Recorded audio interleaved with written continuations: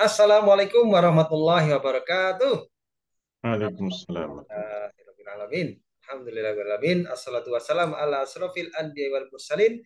Sayyidina Muhammadin wa ala sahbihi ajmain. Asyhadu an la ilaha illallah. Wa asyhadu anna Muhammadan abduhu wa ya ba'da. Alhamdulillah, senang sekali. Saya sangat bersyukur sekali bisa berjumpa kembali dengan rekan-rekan semuanya dalam acara yang selalu kita tunggu-tunggu dan buka, yakni uh, Asalim Ramadan Planner, ya, ngaji bisnis dan ilmu Islam, ekonomi Islam, Masya Allah. Kali ini bersama guru kesayangan kita, guru favorit kita, yakni tak lain tak bukan Ustadz Dwi Condro. Apa kabar Ustadz? Sehat Ustadz? Alhamdulillah, baik, sehat. Alhamdulillah, awet muda makin cerah aja Ustadz. Rajin Alhamdulillah, pakai skincare ya Tat ya. pakai filter. Pakai filter. Alhamdulillah. Baik, insya Allah rekan-rekan, sore hari ini kita akan menyimak dengan tema yaitu bagaimana Islam menstabilkan harga. Ya, seperti yang kita ketahui, dalam ekonomi Islam maka tentulah tidak akan luput dari bahasan seputar ya aktivitas yang paling sering kali kita jumpai tentu salah satunya adalah al-bai' atau jual beli, dan jual beli ya nggak jauh-jauh dari urusan harga kan gitu ya, sama ya apa namanya, kula kaitannya nanti sama jual lagi, kemudian itu nanti akan berpengaruh pada keuntungan, akan berpengaruh pada apa, cash flow ataupun bagaimana uang itu bisa beredar ya di tengah-tengah masyarakat. Nah, ya ini akan senantiasa menjadi bahasan yang menarik dan selalu dibahas di mana saja, mulai dari angkringan, warkop, bahkan sampai di gedung pemerintahan.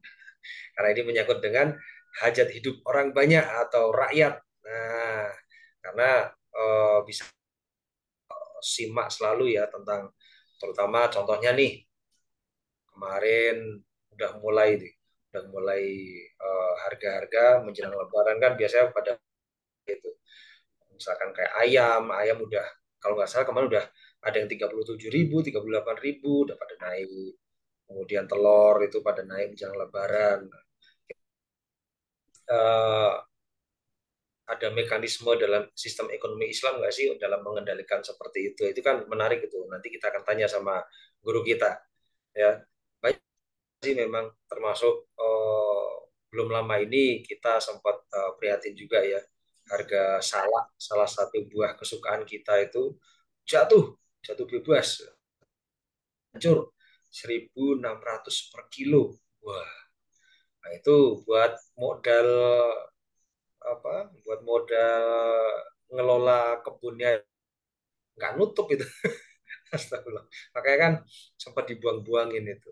Nah, kita langsung saja minta minta pencerahan dan kita Ustaz Condro. Ustaz Condro, mohon pencerahannya Ustaz.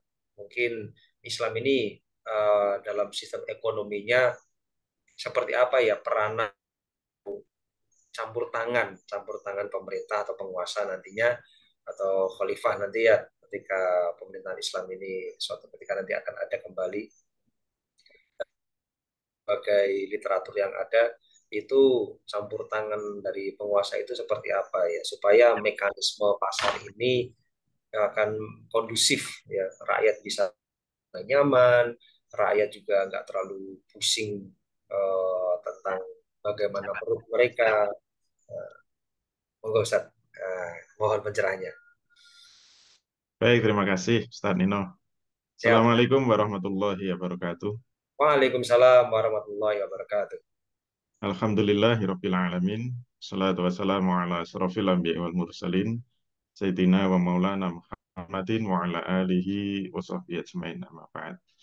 Bapak, Ibu, dan saudara-saudara sekalian yang dirahmati Allah, menjelang buka puasa ini kita diajak ngobrol ya, tentang harga-harga.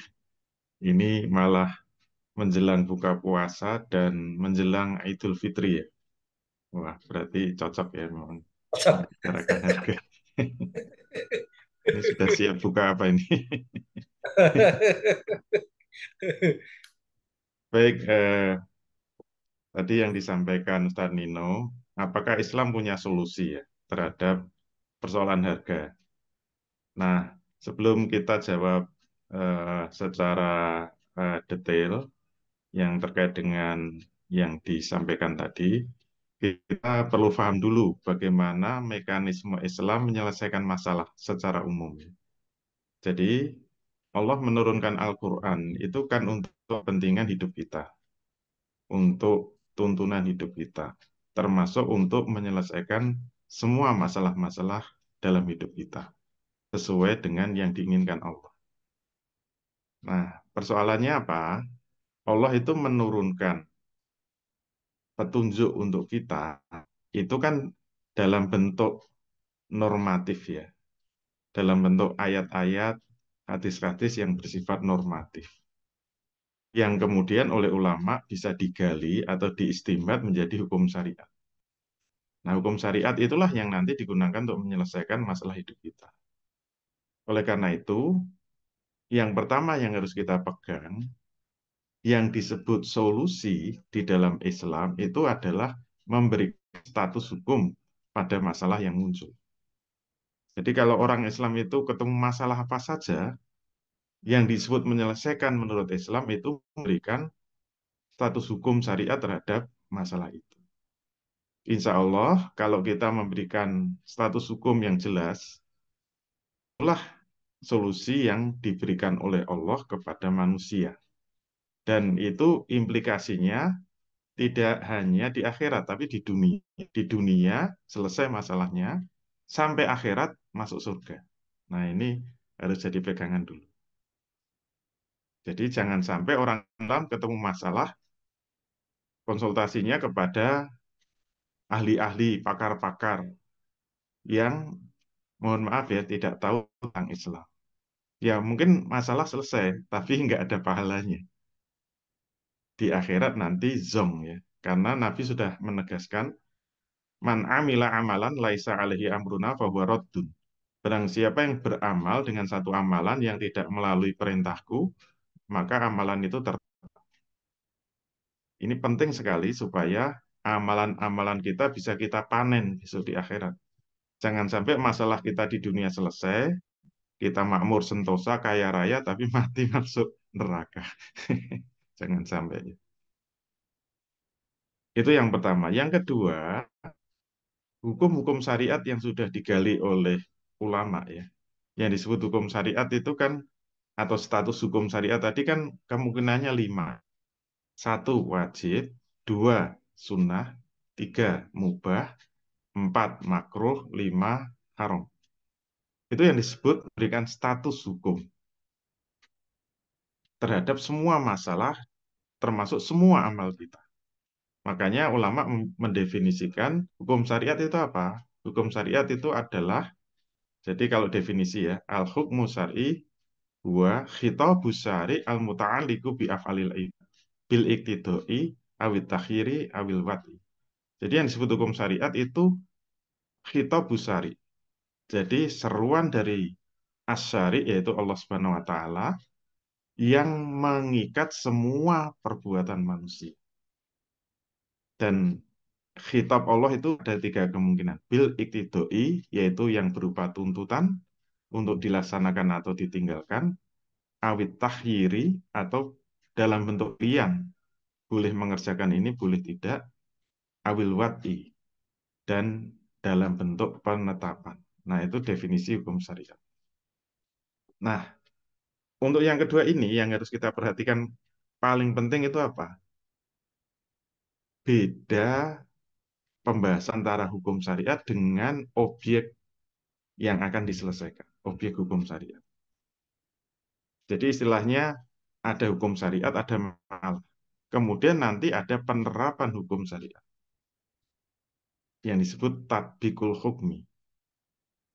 Jadi ada masalah hukum syariat. Masih ada satu langkah lagi yaitu tatbikul hukmi, penerapan hukum. Bisa saja orang itu menguasai hukum syariat, tapi nggak ngerti masalah. Sehingga nanti penerapannya bisa keliru, penyelesaiannya bisa keliru. Kemarin di WA lagi hangat rame-rame masalah hukum e-wallet ya, elektronik, dompet elektronik. Nah, ini kan harus jelas faktanya. Dompet elektronik itu faktanya apakah deposit, menyimpan, ataukah tukar-menukar uang, SOR. Nah, kemarin banyak masuk, ada ustadz-ustadz yang mengatakan ini SOR, bukan menabung, mendepositkan. Nah, begitu faktanya salah, nanti penerapan hukumnya bisa salah. Itu contoh kecil ya, contoh sederhana. Kalau menganggap itu SOR, itu hukumnya beda dengan menganggap itu core atau memberikan pinjaman. Baik, yang kedua. Yang ketiga, berarti setelah kita tahu masalah, setelah kita tahu hukum syariat, setelah tahu masalah, nanti yang ketiga, penerapan hukumnya. Sekarang kita masuk tadi, apa yang disampaikan kaitannya dengan harga-harga yang naik. Termasuk harga-harga yang turun. Tadi banyak ternyata harga yang naik, banyak harga yang turun. Nah, dalam ekonomi, masalah kenaikan harga atau turunnya harga itu dibagi dua. Nanti solusinya jelas beda. Ada harga naik secara umum, jadi harga naik tapi bareng-bareng gitu. Semuanya naik. Misalnya ayam naik, harga ayam naik, harga beras naik, harga lombok naik, harga cabai naik, harga sepeda motor naik, harga handphone naik, harga TV naik, harga mobil naik. Tapi ada kenaikan harga atau penurunan harga yang bersifat individual. Yang naik ini cuma lombok saja misalnya. Atau yang naik cuma beras saja. Lain turun misalnya. Nah, itu berarti bersifat individual. Ini bicara fakta. Nah, untuk bicara fakta itu memang harus menguasai ilmunya. Kalau saya mengajar ekonomi Islam, maka bagi pakar ekonomi Islam yang pertama harus menguasai itu adalah faktanya. Jangan sampai salah. Sama-sama ngomong kenaikan harga, tapi harus dilihat ini kenaikan harga secara bersamaan, secara umum, atau secara individual.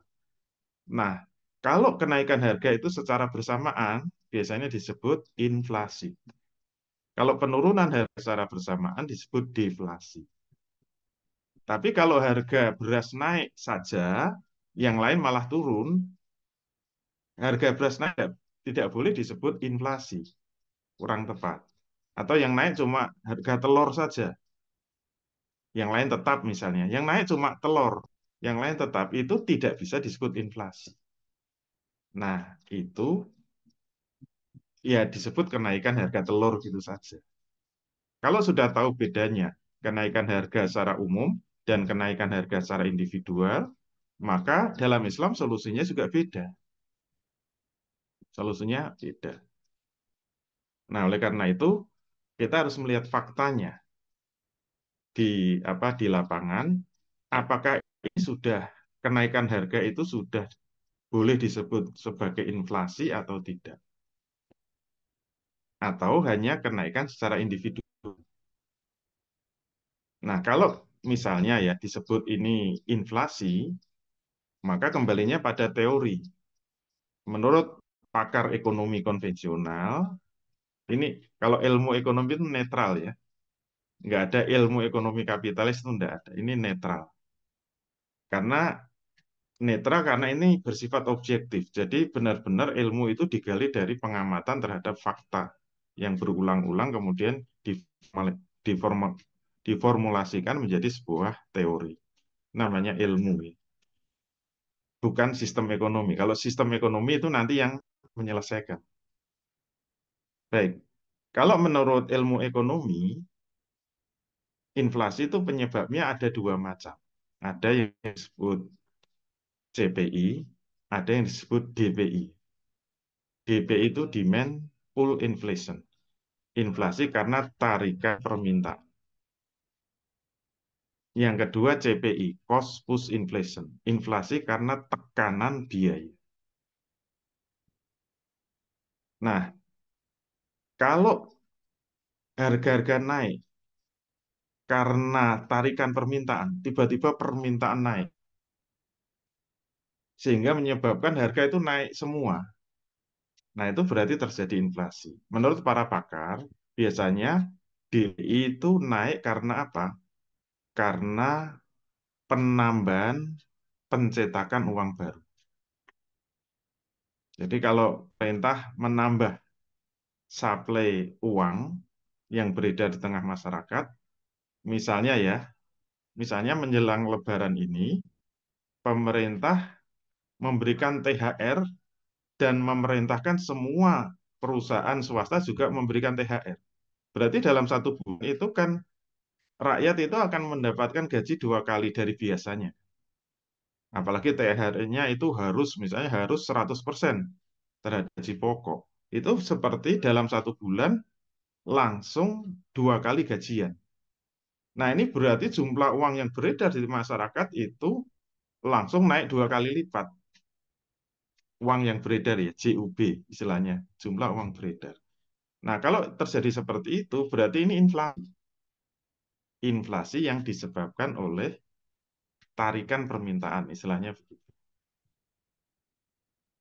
Nah, kalau penyebabnya itu, ya berarti sudah ngerti kan sumber penyebabnya. Sumber penyebabnya itu adalah karena pencetakan uang baru. Nah, biasanya pemerintah itu bisa menaikkan gaji, kemungkinannya kan kalau tidak mencetak uang baru itu berhutang, cari utangan. Nah, mencetak uang baru itu sebenarnya utang juga, utangnya ke BI kan. Karena pemerintah dengan BI itu sekarang terpisah. Sehingga kalau pemerintah itu membutuhkan uang baru, padahal pajaknya itu tetap nggak kenaikan, berarti dia harus utang kepada BI. Dan BI caranya gimana? Caranya ya harus mencetak uang baru. Ya tinggal minta berapa triliun itu tinggal nyetak saja. Dan itu pasti menyebabkan inflasi. Berarti kalau disebut inflasi semua harga akan naik secara merambat ya, walaupun mungkin prosentasenya beda-beda. Tapi itu kenaikan secara umum itulah yang disebut inflasi. Maka kalau seperti ini berarti Islam solusinya melihat salahnya itu di mana. Salahnya itu berarti jenis mata uangnya memang salah. Jadi dalam Islam itu menghendaki mata uang itu tidak terbuat dari kertas. Kenapa? Kertas itu jelas rawan jatuh nilainya. Inflasi itu kan naiknya harga-harga disebabkan oleh jatuhnya nilai mata uang. Dan nilai mata uang itu jatuh, penyebab utama itu pasti karena ada pencetakan uang baru. Itu kalau di eh, rumus yang paling mudah dalam ekonomi itu disebut hukum atau teorinya Irving Fisher, teori permintaan dan penawaran uang secara kuantitatif. Itu disebut teori kuantitatif of money dari Irving Fisher. Rumusnya itu M kali V sama dengan P kali T. M itu money supply ya, jumlah uang yang dicetak. V itu velocity of money, perputaran uang, sama dengan P. P itu price, harga-harga. T itu transaksi, transaction. Maka kalau V-nya dipindah ke sebelah kan ke bawah ya, maka rumusnya jadi M sama dengan P kali T per V. Kalau asumsinya V itu tetap ya, yang di bawah. Coba M-nya itu kita naikkan. Sementara transaksi perdagangan tetap. Apa yang terjadi? Maka kenaikan harga itu berbanding lurus dengan jumlah uang yang dicetak. Nino kan pakarnya matematika. Jadi misalnya M itu jumlahnya 100 triliun. Misalnya harga-harga 10, transaksinya itu misalnya 50. P-nya katakanlah 1 ya. Coba dihitung saja, misalnya transaksinya tadi 50 tetap, V-nya juga tetap. Jumlah uang 100 triliun, naikkan jadi 200 triliun. Kalau harga tadi 10 pasti langsung naik jadi 20. Langsung 2 kali lipat. Dengan asumsi yang lain tetap. Kalau Iya. dalam Islam, Allah mengendaki agar mata uang itu dari emas dan perak. Dan emas dan perak itu kenapa menjadi mata uang yang ideal? Dan itu diakui semua pakar ekonomi. Tidak ada uang yang lebih ideal daripada emas dan perak. Kalau dalam jurnal-jurnal yang dulu saya pelajari itu disebutnya metallic money. Jadi mata uang dua logam. Itu paling ideal. Bahkan Imam Ghazali yang disebut-sebut sebagai imam besar dalam ilmu tasawuf, ternyata beliau ekonom juga. Beliau menulis buku judulnya Az-Zahab. Isinya tentang apa? Membahas tentang rahasia kenapa Allah menciptakan emas. Singkat kata, kata Imam Ghazali kesimpulannya apa? Rahasia Allah menciptakan emas itu karena untuk menjadi mata uang. Rahasia Allah menciptakan emas itu untuk menjadi mata uang. Jadi emas itu memang diciptakan Allah itu jumlahnya sedikit. Terus mata uang emas itu disukai oleh semua orang.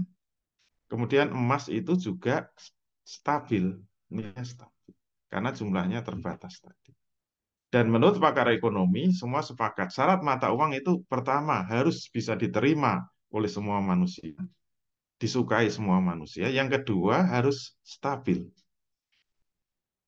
Dan itu hanya ada pada emas dan perak. Hanya kalau mata uang emas dan perak, pemerintah nggak bisa seenaknya mencetak uang baru dengan utang kepada bank sentral. Nggak bisa. Berarti kemungkinan harga-harga naik karena pencetakan uang baru itu sudah ditutup. Caranya Islam begitu. Jadi kalau disimpulkan dengan hukum syariat, bagi negara hukumnya wajib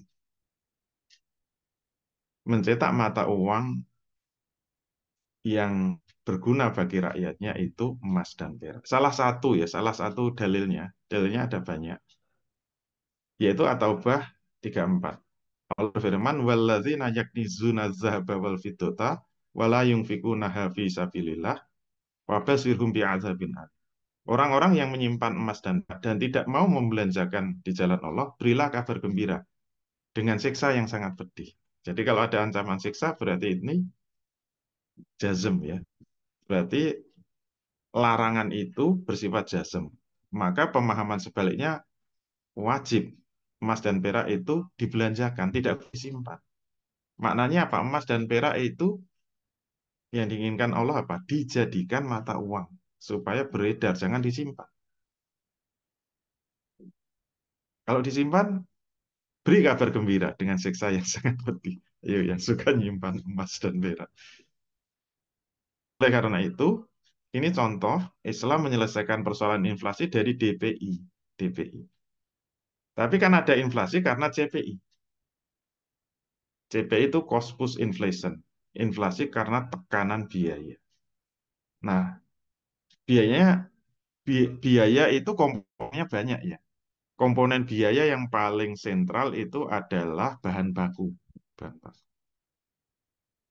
Oleh karena itu, kalau ada bahan baku yang bersifat strategis, yang dibutuhkan masyarakat banyak, kalau itu mengalami kenaikan, itu bisa menimbulkan inflasi.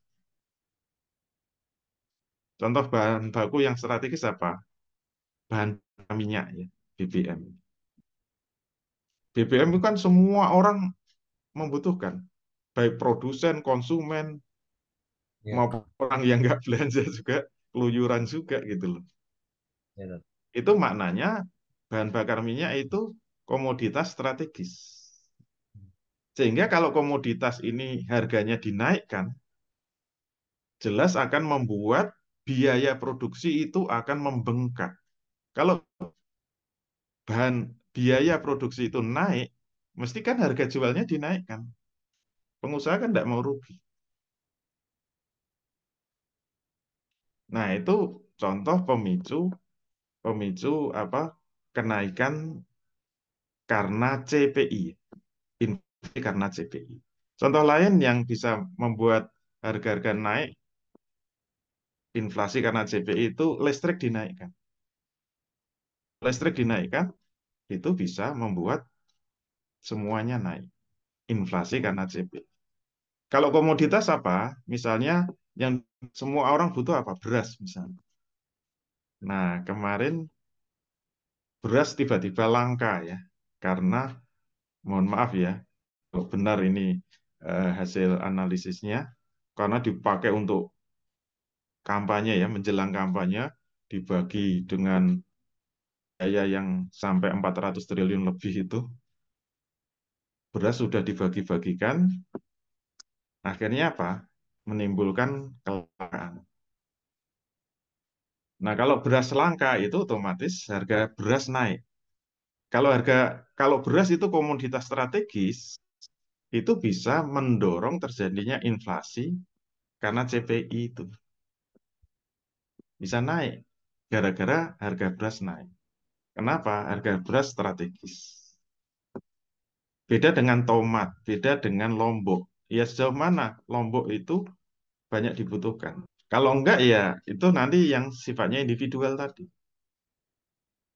Tapi kalau bicara inflasi itu harus komoditas yang strategis. Kalau itu sampai naik itu bisa menyebabkan semuanya naik. Nah, oleh karena itu kalau memang penyebabnya itu Islam harus menyelesaikan sebagai penyebabnya. Misalnya bahan bakar minyak atau listrik tadi. Islam sudah memberi solusi. Apa solusinya? Menurut Nabi, yang namanya energi ya, baik itu minyak atau listrik termasuk gas, itu ada milik umum. Nabi tegas mengatakan, An-nasu suraka'u fi salasin, fil ma'i wal kala'i wan nar, wasamanuhu harumun. Bahkan ada hadis yang nambahi ujungnya seperti itu. Ini redaksinya eh, banyak ya. Jadi banyak sekali riwayat hadis ini, tapi jalurnya beda-beda dengan redaksi yang mirip-mirip. Ada yang al-muslimuna suroka ufi salasin. Ada yang an-nasu suroka ufi salasin. Jadi manusia, kata Nabi, manusia itu berserikat pada tiga komoditas. Tiga kepemilikan. Yang pertama alma, air. Yang kedua al-kala, padang gembalaan. Yang ketiga an-nar, yaitu api atau energi. Wasamanuhu haramun. Menjual barang ketiganya kepada rakyat itu hukumnya haram. Nah, oleh karena itu, Islam menghendaki komoditas-komoditas strategis yang semua masyarakat pasti butuh itu ternyata menjadi milik umum. Mulai dari sumber daya air. Air dibutuhkan masyarakat, maka seharusnya air, kalau itu milik umum, tugas negara mengelola kemudian mendistribusikan secara gratis. Kalau nggak gratis ya paling tidak beban biaya produksi murah itu. Jadi kalau bisa PDAM itu gratis yang dikehendaki Islam. Kenapa harus gratis? Karena itu milik rakyat, bukan milik negara, bukan juga milik swasta. Terus yang penting lagi tadi apa? Energi tadi. Energi itu kan bisa bahan bakar minyak, bisa listrik, bisa gas. Itu sekarang yang paling dibutuhkan. Coba itu kalau naik, pasti menimbulkan inflasi. Begitu harga gas naik, inflasi. Listrik naik, inflasi. BM naik, inflasi. Ini pemerintah pengennya menaikkan pertalite, tapi nggak berani. Yang bisa dilakukan apa? Pertalite-nya dikurangi. Dan rencananya dihilangkan. Supaya pakai Pertamax semua. Nah ini kan seperti menyiksa rakyat. Jelas komoditas seperti ini kalau mengalami kenaikan menimbulkan inflasi. Makanya kalau dalam Islam itu harus dipegang negara, tugas negara hanya mendistribusikan. Supaya apa? Ya supaya harga stabil. Nah itu contoh CPI ya, contoh CPI. Pemicu CPI yang paling sensitif salah satunya itu adalah harga dolar ya. Kalau dolar itu naik, nanti bisa dilihat harga-harga seluruh negara akan naik. Karena untuk mengimpor bahan baku dari luar negeri itu membelinya harus pakai dolar. Kalau harga dolar naik itu pasti semuanya naik. Apalagi naiknya dolar secara drastis ya. Itu kejadiannya kan seperti krisis moneter kemarin tahun 97 98. Krisis moneter itu terjadi karena kenaikan dolar yang mengerikan. Nah, kalau urusan mata uang kembalinya tadi harusnya diselesaikan dengan mata uang yang benar, yaitu emas dan perak. Nah, itu urusan-urusan inflasi. Nah, kalau kenaikan itu terkait dengan komoditas individual, misalnya sekarang yang lagi membanjir apa? Lombok ya, sampai dibuang-buang. Lombok murah, betul ya? Ya, ya, Dok. Nah, kalau itu komoditas yang sifatnya individual, maka pemerintah tidak boleh memberlakukan pematokan harga yang disebut tasir. Tasir itu tidak boleh. Baik harga bawah maupun harga atas. Kalau misalnya Lombok lagi mahal-mahalnya ya. Dulu zaman Nabi pernah kan, ketika harga mahal, mereka langsung menuntut kepada Rasul sebagai kepada kepala negara gitu loh. Rasulullah ghalas sa'ir. Harga-harga sudah pada naik. Pak Sa'ir lana. Mereka menanya apa? Maka patoklah harga untuk kami. Kalau harga naik itu pematokan harganya disebut sale price, ya, harga atas. Itu. Kayak kemarin pas harga minyak goreng naik itu kan pemerintah menetapkan selling price 14.000 itu namanya pematokan harga atas. Ternyata apa jawab Rasul? Itu hukumnya haram, tidak boleh. Karena Rasul mengatakan al-musair itu adalah Allah. Allah wa al-musair. Jadi yang punya hak menetapkan harga itu Allah. Maksudnya yaitu itu harus kembali kepada mekanisme pasar. Tidak boleh pemerintah mematok harga itu enggak. Tapi kalau nggak dipatok 14.000, wah nyatanya melambung sampai 20.000, 24.000. Nah, makanya Islam punya solusi. Solusinya operasi pasar. Tidak dengan tasir, tapi operasi pasar. Caranya bagaimana? Ketika panen lombok melimpah seperti yang ini, harga jatuh sampai dibuang-buang, kasihan petani itu. Mereka menanam lombok di kebun kita, ambil cangkulnya, itu nggak ada lagunya. Nggak nyambung. Tangkul. Sudah capek-capek menanam lombok, biaya produknya aja sangat mahal, tahu-tahu pas panen melimpah ruah. Nggak ada harganya sampai dibuang. Itu pasti menurut harga ada floor price ya. Kalau floor price itu harga patokan rendah. Itu juga nggak boleh, namanya tetap tasir. Terus apa yang harus dilakukan pemerintah? Harus melakukan operasi pasar. Operasi pasar itu dengan memborong lombok yang lagi murah. Supaya petani nggak rugi. Diborong untuk apa? Untuk disimpan. Pemerintah harus punya gudang-gudang penyimpanan yang canggih.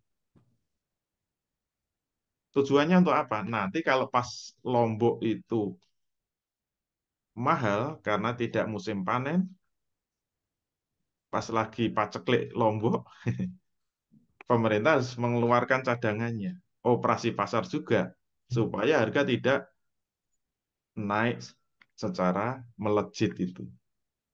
Jadi tidak dengan tasir, tapi dengan operasi pasar. Itu kalau harga-harga pada naik. Termasuk untuk komoditas yang lain. Jadi kuncinya apa? Operasi pasar. Itu kalau solusi untuk yang bersifat individual. Nah, semua ada solusinya dari Islam. Tinggal seorang pakar ekonomi itu harus bisa melihat, mengamati sumber kenaikannya itu apa. Apakah ini inflasi atau deflasi atau kenaikan komoditas secara individual saja. Walaupun ada kenaikan komoditas individual yang bisa menjadi pemicu inflasi, kayak beras bisa saja, atau mungkin bahan bakar minyak, asal itu memang menjadi komoditas yang dibutuhkan oleh masyarakat. Gitu ya, Ustadz Nino. Kok saya jawabnya kayaknya kepanjangan. Ya, Tat, ini dari hulu ke hilir udah dijelasin sama Ustaz Condro ini. Mulai dari soal, Berarti selesai nih. iya selesai ini. Tapi ini saya izin beberapa pertanyaan, ya nggak banyak lah, Tat. Karena ada beberapa yang saya garis bawahi. Eh, apa ya?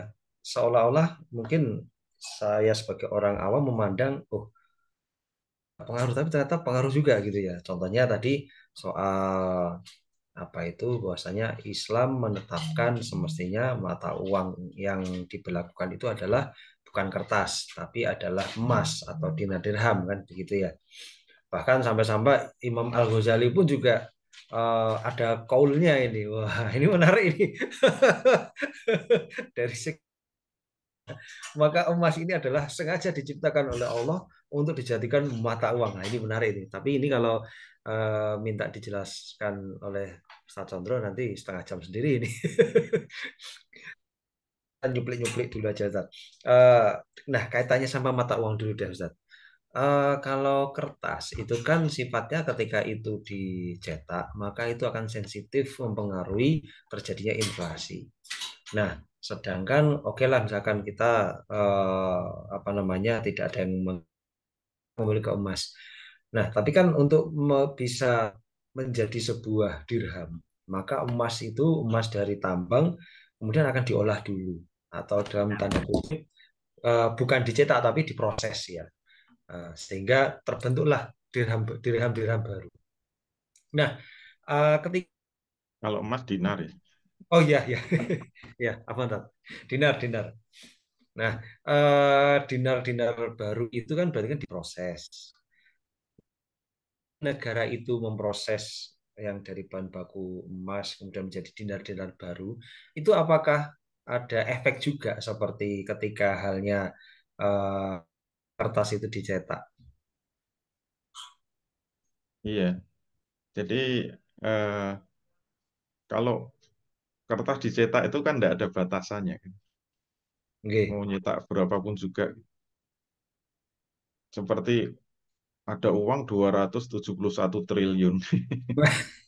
Iya, iya, iya. Yang Itu suaminya artis itu ya. kemarin di sosmed itu banyak yang ngitung-ngitung. Kalau Iya, ditumpuk ditumpuk ke atas ya, itu 1 triliun ternyata menara. tingginya 1 kilometer. Iya, jadi satu Ditumpuk menara. biasa, bukan disusun tegak ya, tapi ditumpuk. Itu tingginya 1 kilometer. Berarti kalau 271 triliun, kalau disusun ya 271 kilometer gitu loh. Padahal Iya. disusun, kalau kertas masih mungkin ya. Berarti kertas itu dicetak tanpa batas. Itu yang rawan gitu loh. Tapi kalau emas itu selalu sedikit. Allah itu menciptakan emas sedikit. Saya pernah melihat di Freeport ya, karena saya pernah diundang Freeport. Ya, Tapi bukan Freeport-nya, tapi si kerohaniannya. Ke sana ngisi oh, pengajian, bukan ya. bukan seminar dengan Freeport. Hmm. Nah, saya dikasih contoh sampel yang siap ekspor ya. Dulu belum ada smelternya, nggak tahu sekarang mungkin ya belum, karena smelternya kan di Amerika. Itu berarti masih campur. Mereka menyebut itu sebagai pertambangan tembaga. Daerahnya juga disebut Tembagapura. Tembaga itu kan warnanya hitam, hitam legam. Ternyata di dalamnya kelihatan ada bintik-bintik putih. Nah, saya tanya ini apa? Ini perak. Tapi ada bintik-bintik kuning, itu emas. Hmm. Jadi perbandingannya kalau nggak salah ingat ya, kalau perak itu dari seluruh tembaga itu kira-kira 0,1%. Sedangkan emas 0,01%. Oh, Kan sedikit banget dari seluruh oh, tembaga yang sudah ditambang. oh gitu. Jadi memang nggak mungkin emas itu bisa didapatkan secara massal seperti tembaga itu nggak bisa, apalagi Oh, biji besi. Jadi memang sedikit. Kalau kalau dicetak ya, insya Allah nggak akan menimbulkan inflasi, gitu ya. jadi meskipun uang kertas itu bahannya juga dari kertas dan dari alam, kemudian dinar itu di bahannya itu dari emas dan sama-sama dari alam, tapi eh, kertas itu jauh lebih mudah untuk mendapatkan bahan bakunya gitu ya Ustadz ya. Sedangkan emas itu saya sendiri juga tidak murah, kemudian apa namanya tadi itu perbandingannya itu menarik tadi itu. Kalau dalam satu itu apa itu per kilo dalam 1 kilo tembaga gitu ya Sat Ya ya. terus ya, soalnya pakai prosen. Oh iya iya iya. 1 ton juga boleh. Oke dalam 100 Tapi kan hanya nol koma gram. satu itu Oke perak, nol nol koma koma nol satu itu satu perak. itu emas. Wah masya Allah. Oke oke oke kegambar memang. Iya iya iya. Sehingga itu apa namanya untuk dilakukan eksplorasi besar-besaran atau pemrosesan dinar secara besar-besaran tidak semudah seperti halnya Pak gitu ya, Ustaz, ya. Kalau tentang kaul kaul dari Imam Al Ghazali mungkin bisa di-spill sedikit Ustaz. Saya kok penasaran. Ya tadi sepelnya gitu loh. Jadi kesimpulan dari kitab Ya, eh, itu kan hanya simpulan ya, ya. hasil analisis. Jadi karena Allah tidak secara langsung mengatakan seperti itu. Oh. Jadi berarti di dalam kitab itu Imam Ghazali sudah menjelaskan sebagaimana ilmu ekonomi bahwa mata Hmm. uang itu memang yang paling ideal. Satu, itu harus langka.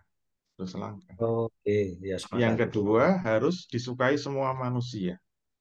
Dan yang ketiga harus stabil. Nah, yang ahli kimia tentu tahu bahwa eh, logam mulia atau emas ya, itu memang konfigurasi elektronnya itu stabil, tidak Hmm. mudah teroksidasi ya, tidak mudah ya. Berarti relatif stabil. Oleh karena itu beda dengan yang kayak besi yang sangat mudah korosif ya, karena memang eh, konfigurasi elektronnya itu bisa dimasuki oleh apa atom-atom lain. Ini yang ahli kimia tentu lebih tahu. Jadi Oke, oke. logam mulia itu lebih stabil. Itu paling tepat kesimpulannya ya berarti ini paling paling ideal untuk mata uang. Dan itu ternyata sama seperti pendapat-pendapat orang ekonomi sekarang ini. Kalau mau dibandingkan tetap yang paling ideal emas dan perak gitu. Makanya ketika gelar pertama dicetak, dulu kan pemenang Perang Dunia II ada tiga ya, Amerika, Inggris, dan Prancis. Ya. Nah, setelah Perang Dunia II selesai, pemimpin negara-negara di dunia kan bergeser. Dulu pemimpin dunia itu kekhilafan, yang terakhir kekhilafan Turki Utsmani. Di Hmm. zaman kekhilafan Turki Utsmani, perdagangan internasional masih pakai emas dan perak, dinar dirham. Tapi begitu kekhilafan sudah dihancurkan, sudah ditumbangkan, pemenangnya kumpul. Kalau khilafah sudah nggak ada, terus mata uangnya apa? Karena yang Sudah. menerbitkan dinar dirham sudah dihancurkan. Terus Hmm. mau pakai apa? Nah, mereka bertiga sepakat pakai dolar Amerika karena pemenang. Tetapi Inggris dan Perancis memberikan syarat. Boleh pakai dolar Amerika, syaratnya apa?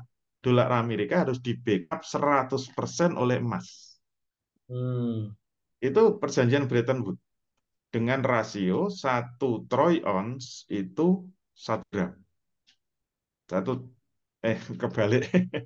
1 troy ounce emas itu 1 dolar. Bukan Oh, 1 troy ounce itu kira-kira 31 gram. Itu sama dengan 35 dolar. Itu 5 dolar. maksudnya pengennya Amerika itu setiap 1 dolar itu 1 gram. Kurang lebih seperti itu. Hmm. Dan itu terjaga sampai tahun 71. Makanya seluruh dunia mau gunakan dolar Amerika sebagai transaksi luar negeri, transaksi internasional. Karena apa? Karena dolar sangat stabil, sangat stabil. Kalau kita lihat Kan dulu memang disertasi saya masalah mata uang ya. Jadi banyak Iya. data yang menunjukkan dari tahun 45 sampai 70, tahun 45 sampai 70 itu perdagangan internasional bagus, nilai dolar bagus, stabil. Tapi begitu Presiden Amerika yaitu Nixon mengumumkan dolar itu dicabut sebagai backup-nya, itu gara-gara Amerika kalah perang Vietnam. Bukan hanya Indonesia yang bisa mengalahkan Vietnam. Nggak ada hubungan. Ini perang bukan sepak bola. Dulu Amerika kan kalah perang Vietnam. Oh, Biaya perang itu kan sangat besar. emasnya habis. Nah, Amerika mulai curang. Dia melipat gandakan sampai 10 kali lipat. Harusnya kan 1 troy ounce itu 35 5 dolar. dolar. Ternyata dia menyimpan 1 troy ounce $350. Oh, 10 kali Itu lipatnya ya. udah mulai curang. Dan itu Inggris dan Prancis sudah marah-marah itu. Dia mengatakan Amerika mengekspor inflasi. Hmm. Itu saja nggak nutup perang Vietnam. Akhirnya Presiden Nixon sudah terjepit dilepaskan sekalian dari emas. Dilepaskan gimana? Sehingga dolar dari tahun 71 sampai sekarang tidak di backup oleh emas. Oh, Wah, itu pesta pora Amerika. Dan mereka dapat keuntungan karena sudah terlanjur seluruh dunia menggunakan dolar sebagai transaksi internasional dan menjadi cadangan devisa bagi setiap mata uang lokal. Jadi kan rupiah itu dicetak tidak berdasarkan emas dan perak, tapi berdasarkan dolar. Jadi yang menjadi backup itu devisa. Devisanya itu dolar Amerika. Maka kestabilan rupiah sangat tergantung banyak sedikitnya dolar yang ada di bank sentral. oh gitu. Itu seluruh dunia loh, termasuk Cina. Oh, Cina Yuan juga. itu, iya, Yuan itu pemerintah Cina itu penyimpan dolar Amerika terbesar di dunia. Oh, Kalau cadangan devisa kita kan hitungannya kira-kira ya paling 100.000, 100, paling tinggi 150.000 US dollar. Miliar US dollar ya. Kalau kalau Cina Cina, eh 100 miliar dolar atau 150 miliar US dollar. Kalau ya. Cina mungkin sampai 4.000, 5.000 miliar US dollar.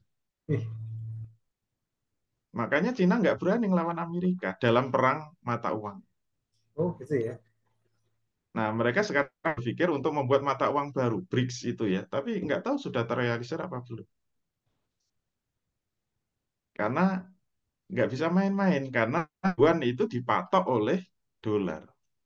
Nah, itu pinternya yang punya dolar. Yang punya dolar kan bukan Presiden Nixon, tapi Oh, Bank Sentral. Bank Sentral yang punya 6 orang, semuanya Yahudi. Bank Sentral milik swasta, bukan milik negara. yang Rothschild itu bukan, Pak? Iya, Rothschild, itu. Keluarga ya, Rothschild. Itu yang punya dolar, yang mencetak dolar. Nah, dia bisa melihat peluang itu. Jadi ketika semua negara telah menjadikan apa backup mata uang lokalnya dolar, berarti kalau dolar itu dilepas dari emas, mereka semua akan tetap tunduk, patuh, taat. Nggak bisa macam-macam dengan dolar. Berarti Amerika itu bisa mengekspor kertas untuk membeli apa saja. Amerika bisa mengeruk minyak kita ditukar dengan kertas. Amerika bisa mengeruk hutan kita ditukar kertas. Mengeruk emas kita juga ditukar dengan kertas. Waduh. Berarti sama Ke seluruh dunia, termasuk Timur ada Tengah. ininya ya, apa? Minyaknya disedot, Apa tadi? dibeli pakai kertas. Oh, Nah, itu penjajahan era baru. Menjajah tidak dengan pasukan, tapi dengan kertas. atas. Penjajahan itu tujuannya kan mengeruk kekayaan sumber daya alam. Ya, Belanda dulu bisa mengeruk kalau mengirim pasukan. Pelindung VOC kan. Ada yang mengganggu VOC, herdernya didatangkan. Kalau sekarang nggak perlu pakai penjajahan, pakai pasukan. Hanya mengirim kertas. Sudah habis. maka Kita akan manut. dikeruk habis-habisan, diganti kertas. Aduh. Jangan dianggap sepele itu penjajahan super canggih, Serem ya. penjajahan kertas. Itu wah kayak gajah kalau udah diikat kakinya itu udah nggak bisa ngapa-ngapain. Padahal ngikatnya cuma pakai rantai biasa.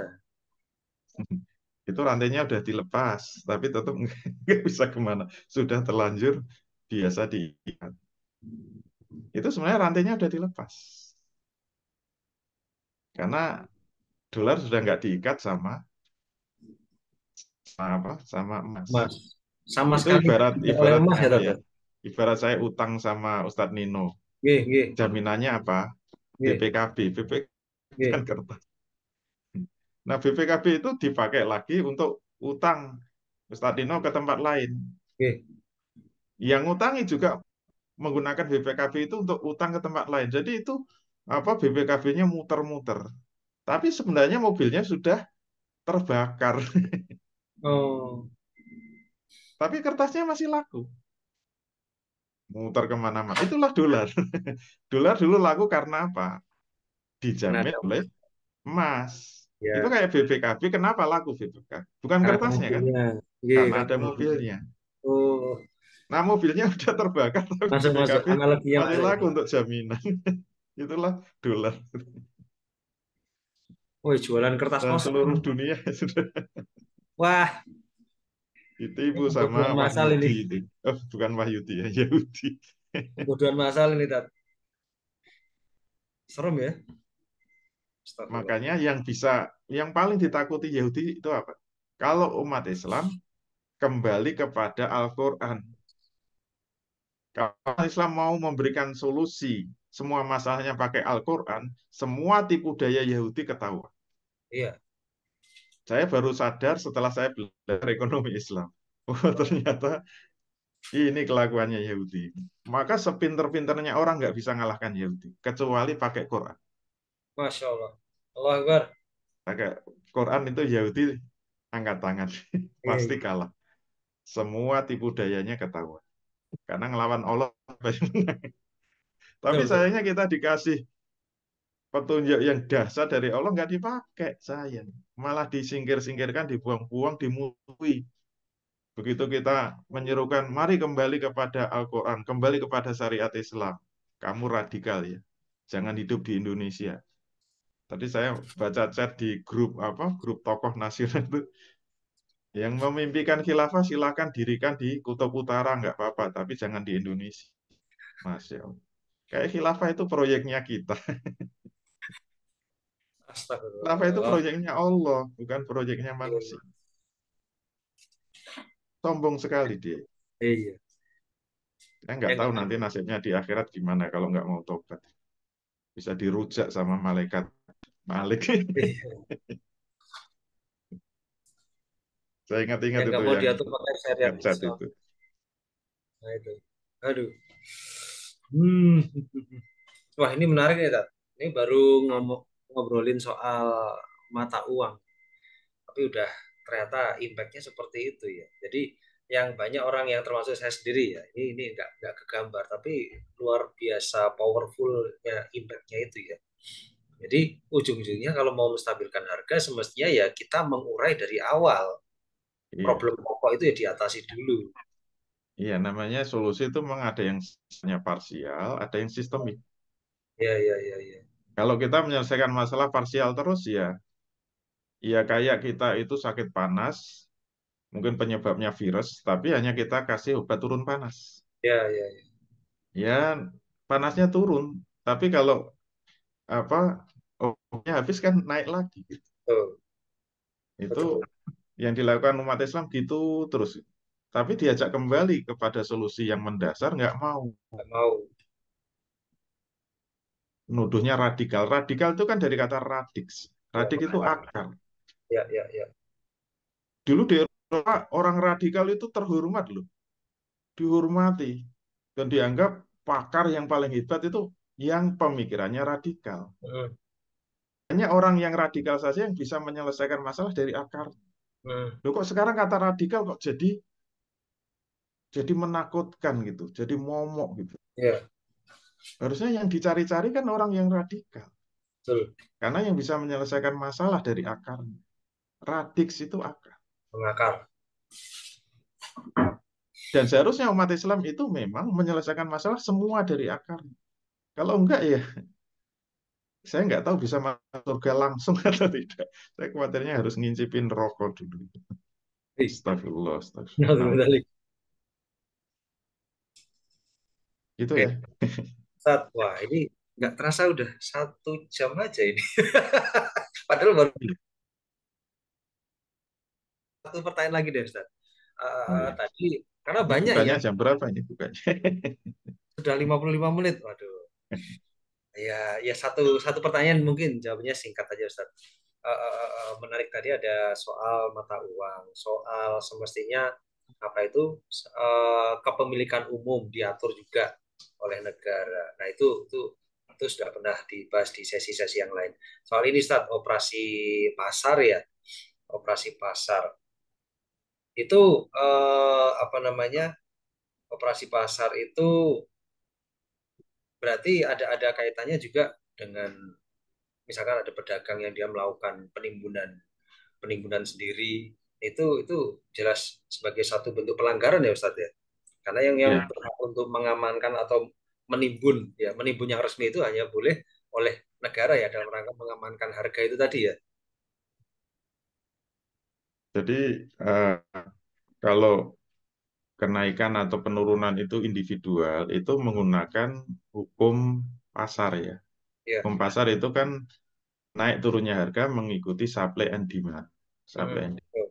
Jadi kenapa ihtikar atau penimbunan bisa membuat harga itu naik? Ya karena supply-nya menjadi berkurang. Misalnya dulu pas minyak goreng sudahlah mahal, langka banyak yang timbun. Begitu banyak ditimbun, maka harga langsung meroket. Ya. Itu namanya ihtikar, yang hukumnya haram. Oleh karena itu, eh, Islam sangat keras mengharamkan ihtikar. Nah, kalau tidak ada tindakan seperti itu, mestinya supply and demand itu seimbang. Kalau supply dan demand seimbang, maka harganya itu akan ada harga keseimbangan yang adil. Adil itu untuk konsumen maupun produsen. Itu namanya harga keseimbangan. Nah, kalau di dalam Islam memang bagaimana agar harga itu tercapai secara seimbang itu, kalau dalam buku saya uraikan secara lengkap, ada 8 lapis penjagaan supaya harga itu adil. 8 lapis 8 lapis penjaga. tadi. Menarik ini. 8 lapis. Wah, 1 jam sendiri tuh bahasnya itu. Iya. 1 semester bukan 1 jam. Aduh. Tapi ada bukunya ya, bukunya bisa. Oh, ada. Udah pernah ditulis sama Ustaz Chandra. Ya, bukunya judulnya Ekonomi Pasar Syariah. Ekonomi Oh, Pasar. wah, ini. Jadi itu buku saya buat untuk menandingi ekonomi pasar bebas. Jadi Oh, kalau kapitalis andalannya ekonomi pasar pasar bebas, kita. harusnya Islam berani melawan dengan ekonomi pasar syariah. Wah, menarik ini. Dan alhamdulillah sudah lengkap kita tuliskan. Ya silakan Bentar yang itu stok, Tat. berminat. Eh? Di stok ya? Oh banyak. Oh iya. Silakan klik link di bawah ini. Langsung check out ya. Masukkan keranjang kuning. Oh, siap, siap. Wah, menarik Ustaz. Sebetulnya masih banyak yang ingin saya tanyakan. Cuma apa boleh buat ini kita harus siap-siap ini. Takjil kita takjil war dulu ini. Harus ada dulu. Jadi, matur nuwun Ustaz Chandra. Apa namanya kita bikin acara-acara yang masih untuk melanjutkan bahasan tentang ekonomi Islam ini. Menarik sekali. Memang kalau udah bicarain soal syariat Islam kafah itu rasanya jadi biasa jalan menuju ini apa cahaya itu betul-betul terbuka itu.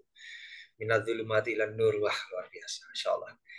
Matur nuwun Ustaz Condro, semoga sehat selalu, barokah ilmunya, barokah ini apa, mudah-mudahan jadi pahala jariah untuk Ustaz Condro dan Amin. sekaligus ini menambah maklumat pada teman-teman yang menyimaknya, menambah kecintaan teman-teman terhadap syariat Islam dan apa ya kita makin merindukan nuansa kehidupan Islam yang sebenar-benarnya.